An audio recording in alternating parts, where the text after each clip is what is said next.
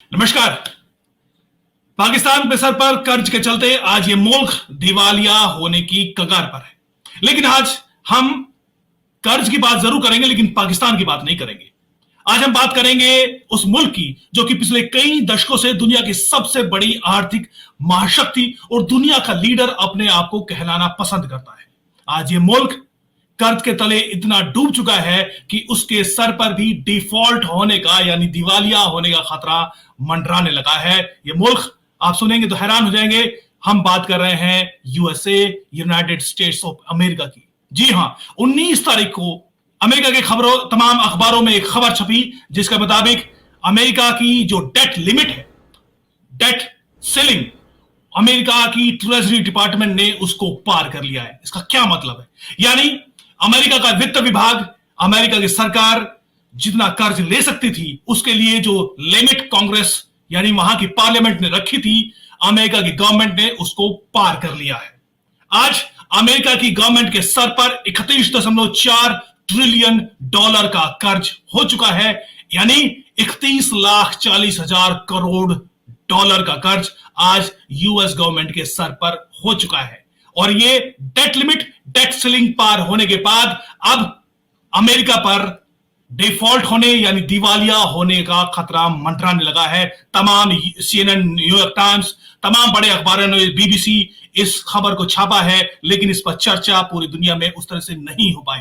US का कहना है कि the US hit the debt ceiling set by Congress on Thursday, forcing the Treasury Department to start taking extraordinary measures to keep the government paying its bill and escalating pressure on Capitol Hill to avoid a catastrophic default।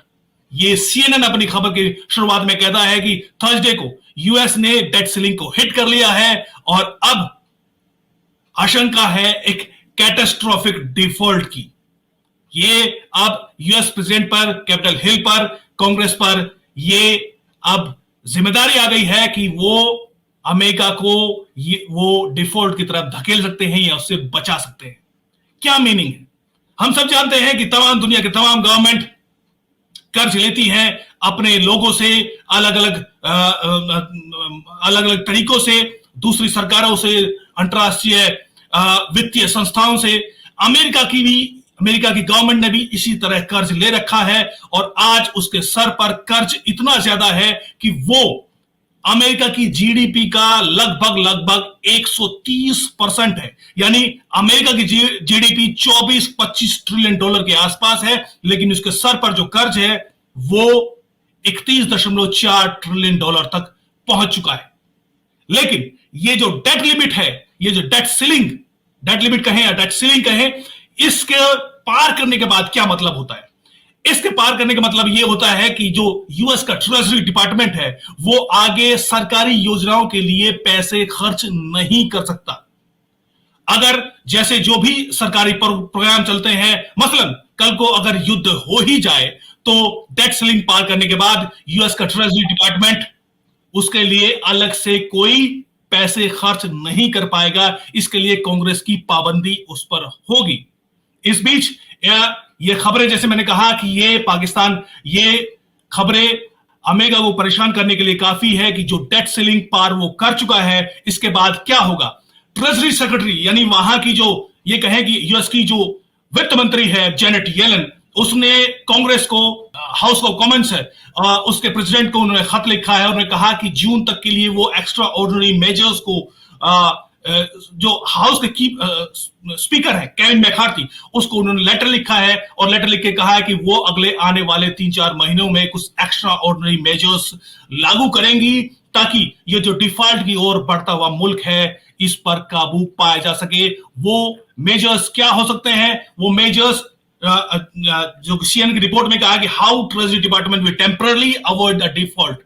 Ultimately Congress को ही इसका हल निकालना होगा। हल पर बाद में बात करते हैं, लेकिन जो टेम्पररी सरकार जो मेजरमेंट उठाने वाली है वो भी अपने आप में कोई बड़े मेजरमेंट उस तरह के नहीं है। सरकार क्या करेगी? Civil services retiree disability fund, postal services retiree benefits, ये जो फंड्स है इसके लिए जो सरकार लगातार पैसे उनको मुहैया कराती है, यानी सरकार जो रिटायरीज के लिए बेनिफिट्स के लिए पैसे जो उनके फंड में जो सरकार देती है उस पर वो तत्कालीन प्रभाव से रोक लगाएगी और इनके फंड में, रिटायरीज के जो फंड में अलग अलग तरीकों से यूएस गवर्नमेंट जो रिटायरीज के फंड में पैसे इन्वेस्ट किए हैं, उन इन्वेस्टेड फंड का यूज आगे आने वाले 3-4 महीनों तक यूएस गवर्नमेंट करेगी। इसका मतलब क्या है कि गवर्नमेंट के पास ऑलरेडी इतने पैसे नहीं है कि वो यूएस सरकार की योजनाओं के लिए पैसे खर्च कर पाए।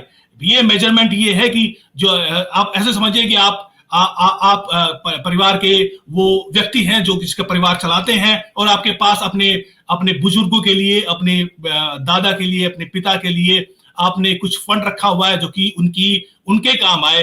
आज आप उनका सेव किया हुआ पैसा इस्तेमाल करेंगे, आपकी हालत इस तरह बदतर हो चुकी है। और जेनेट येलेन ने, यानी यूएस के वित्त मंत्री, ट्रेजरी सेक्रेटरी ने उन्हें कहा है कि दरअसल वो ये मेजरमेंट जून तक ही कर सकती हैं, यानी उसके बाद भी वो भी कुछ नहीं कर पाएगी। यानी इस मेजरमेंट का पैसा इतना ही है कि जून तक वो किसी तरह जो ऑपरेशन है यूएस गवर्नमेंट का वो जारी रख सकें। अब उसके बाद आता है जो यूएस हाउस के, यानी वहां के कांग्रेस के ऊपर सवाल उठता है वो क्या कर सकती है। डिफॉल्ट से बचने के लिए दो चीजें स्पष्ट तौर पर की जा सकती हैं। एक जो निश्चित तौर पर है कि जो डेट सीलिंग है उसको बढ़ा दिया जाए। डेट सीलिंग का मतलब क्या है कि इससे यूएस की गवर्नमेंट को छूट मिल जाएगी कि वो और कर्ज ले सके। इसका सीधा मतलब यह है कि जो यूएस की इकोनॉमी का गुब्बारा है उसमें जो हवा भरी हुई है उसमें थोड़ी और हवा भर दी जाएगी। इसका मतलब यह नहीं होगा कि यूएस गवर्नमेंट के पास पैसा कहीं से आ जाएगा। इसका मतलब यह है कि वो अपनी किसी तरह सिक्योरिटीज बेचकर कुछ अलग से फंड इकट्ठा कर सकती है, कुछ और कर्ज ले पाएगी और फिर अगला ऑपरेशन आगे जारी रख पाएगी। लेकिन इसका मतलब यह भी है कि इससे यूएस के सर पर, यूएस गवर्नमेंट के सर पर कर्ज धीरे धीरे बढ़ता जाएगा।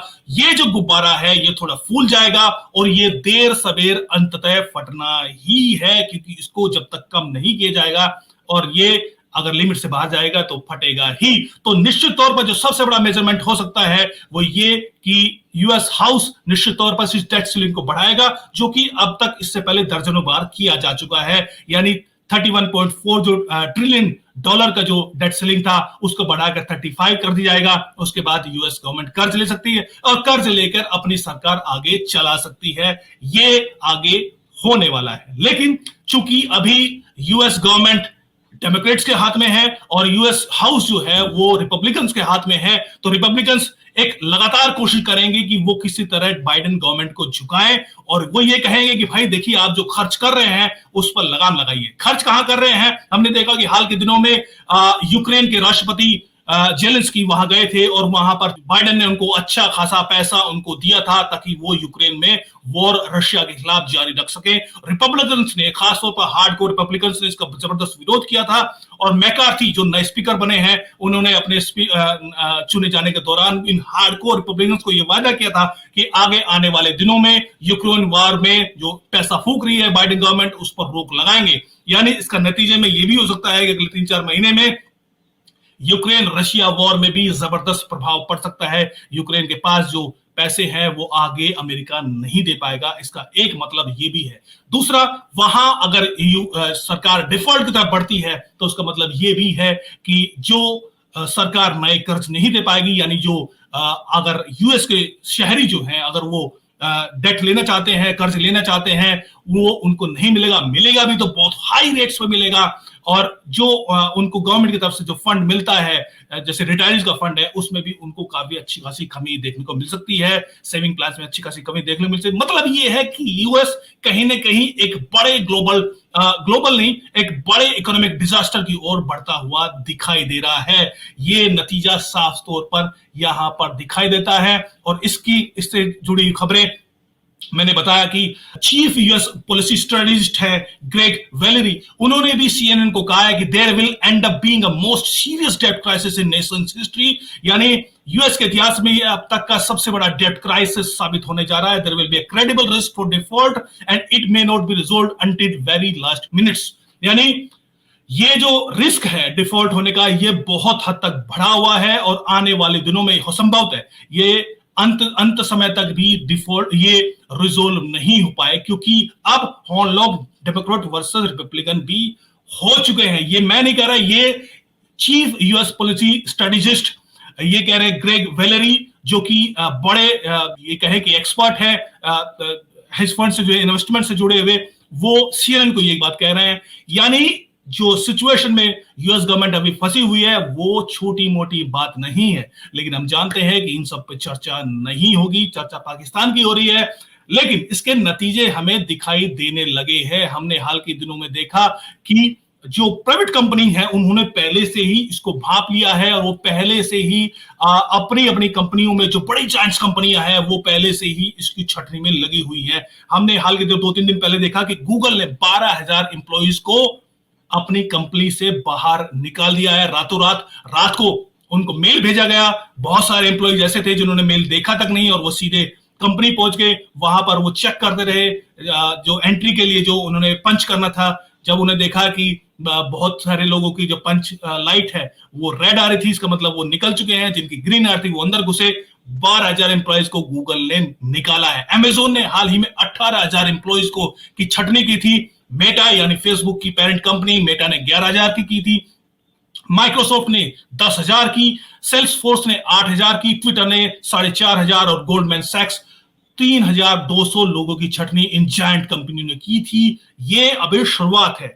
जो एक्सपर्ट बताते हैं कि आगे आने वाले दिनों में इस तरह की दूसरी जायंट कंपनी में, इन्हीं कंपनियों में आगे आने वाले दिनों में और भी ज्यादा छटनी देखने को मिलेगी। यानी पहले से ही नतीजे दिखने लगे हैं। आज सिचुएशन ये है, मैं फिर से बताऊं कि यूएस गवर्नमेंट, यूएस दुनिया की सबसे बड़ी आर्थिक महाशक्ति अब दिवालिया होने की कगार पर पहुंच चुकी है। उनके पास वक्त है जून से जुलाई तक का। अगस्त महीने के पास उनके पास जो मौजूदा ट्रेजरी डिपार्टमेंट के पास पैसे हैं वो भी खत्म हो जाएंगे। अगर यूएस गवर्नमेंट, यूएस कांग्रेस ने इसका कोई हल नहीं निकाला तो यूएस गवर्नमेंट दिवालिया हो जाएगी, डिफॉल्ट हो जाएगी। नमस्कार।